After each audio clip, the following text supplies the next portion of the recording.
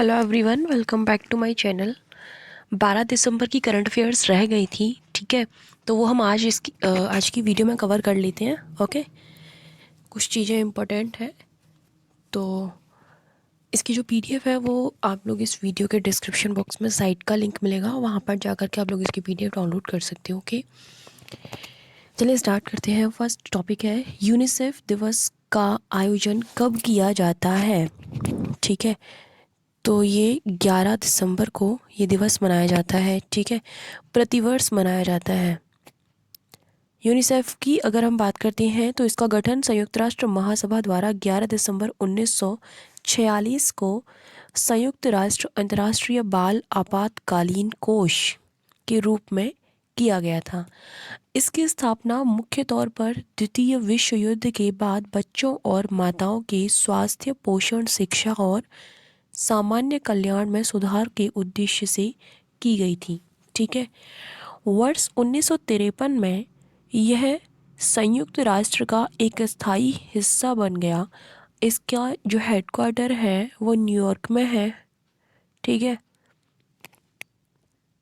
इसका उद्देश्य बच्चों के जीवन को बचाना, उनके अधिकारों का संरक्षण और क्षमता निर्णय में उनकी मदद करना है। यूनिसेफ को वर्ष 1965 में नोबेल शांति पुरस्कार व 1989 में इंदिरा गांधी शांति पुरस्कार भी मिल चुका है, ठीक है। देखिए ये इम्पोर्टेंट पॉइंट है, इसकी स्थापना कब हुई थी ये इम्पोर्टेंट है। ओके, चलिए उसके बाद नेक्स्ट है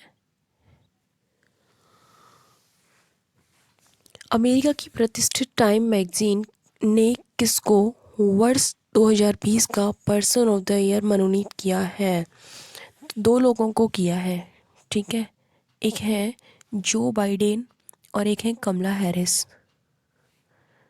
ओके, तो इन दोनों को ही पर्सन ऑफ द ईयर चुना गया है, ठीक है।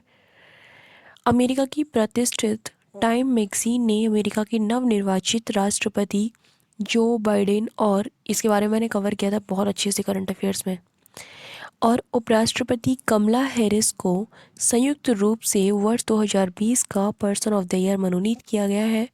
ध्यान देने वाली बात यह है कि वर्ष 2019 में युवा जलवायु परिवर्तन कार्यकर्ता जो कि जिनका नाम है ग्रेटा थनबर्ग को पर्सन ऑफ द ईयर के रूप में नामित किया गया था, जो कि यह सम्मान पाने वाली सबसे कम उम्र की विजेता बनी थी, ठीक है। ये बहुत इंपॉर्टेंट पॉइंट है और मुझे लगता है कि अब भी पूछा जा सकता है 2020 में भी, ठीक है, 21 के पेपर में, ठीक है। तो ये याद रखना ग्रेटा थनबर्ग वाला जो क्वेश्चन है। हाल ही में अंतर्राष्ट्रीय ओलंपिक समिति ने किस खेल को आधिकारिक तौर पर ओलंपिक खेल में शामिल किया है।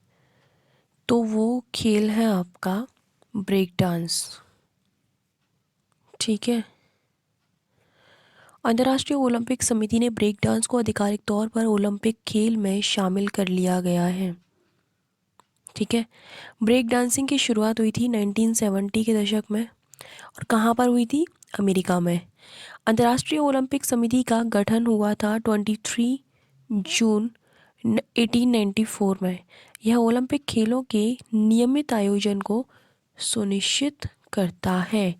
ओके, चलिए उसके बाद नेक्स्ट है केंद्रीय मंत्री किरेन रिजिजू ने हाल ही में देश भर में कितने खेलो इंडिया केंद्रों की स्थापना करने की घोषणा की है। ये इम्पोर्टेंट फैक्ट है। तो वो की है 1000, ठीक है। 1000 खेलो इंडिया केंद्र जो है स्थापित किए जाएंगे। ओके, केंद्रीय मंत्री किरेन रिजिजू ने, बाकी इसमें कोई इम्पोर्टेंट नहीं है, सेवानिवृत्त खिलाड़ियों को रोजगार प्रदान करने के उद्देश्य से ऐसा किया जाएगा। ओके, नेक्स्ट है हाल ही में पाओलो रोसी का निधन हुआ है, यह किस खेल से संबंधित थे। तो ये थे आपके फुटबॉल के एक खिलाड़ी थे, ठीक है। वर्ष 1982 के विश्व कप में 6 गोल करने वाले इटली के पाओलो रोसी का निधन हो गया है।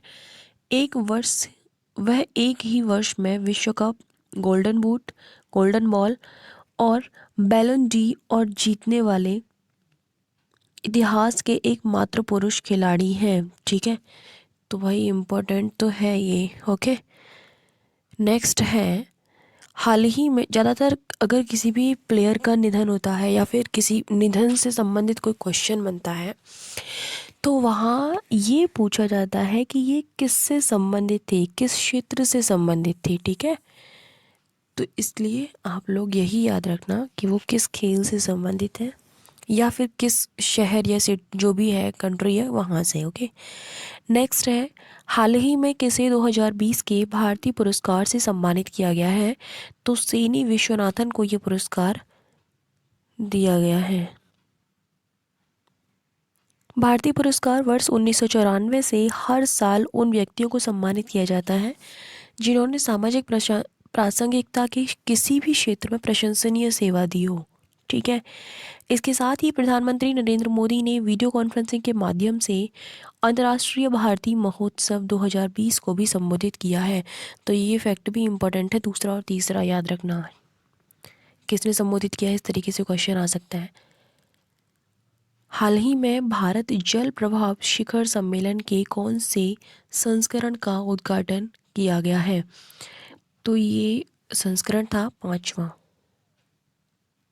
Okay, India water impact summit Jal Shakti राज्य मंत्री रतनलाल कटारिया द्वारा इसको जो है इस सम्मेलन को मतलब आयोजित किया गया है, इसका उद्घाटन किया गया है। ठीक है, 2020 में इस सम्मेलन की थीम है अर्थ गंगा रिवर कंजर्वेशन। ठीक है, सिंक्रोनाइज्ड डेवलपमेंट। इसका आयोजन राष्ट्रीय स्वच्छ गंगा मिशन और गंगा नदी बेसिन प्रबंधन तथा अध्ययन केंद्र द्वारा पानी से संबंधित मुद्दों और ग्रह के सबसे कीमती संसाधन को बचाने के लिए उठाए गए कदमों पर चर्चा के लिए किया जाता है। ठीक है, तो 5वां संस्करण है और थीम कौन सी है ये याद रखना। ओके, उद्देश्य तो नहीं पूछा जाएगा।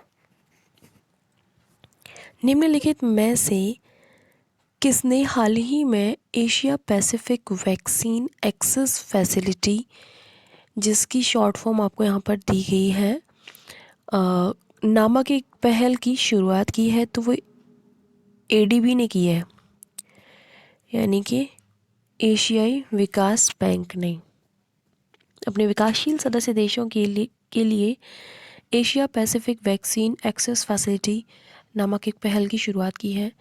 बैंक ने ऐप वैक्स या फिर APVAX पहल हेतु 9 बिलियन अमेरिकी डॉलर की राशि आवंटित की है।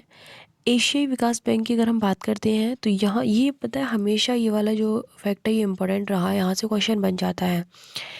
तो इसकी स्थापना हुई थी 1966 में, 19 दिसंबर 1966 को एशियाई देशों के आर्थिक विकास के लिए इसकी स्थापना की गई थी और इसका जो मुख्यालय है वो मनीला में है, यानी कि फिलीपींस में। सो आज के लिए सिर्फ इतना ही है इस वीडियो में। Thank you so much for watching my video.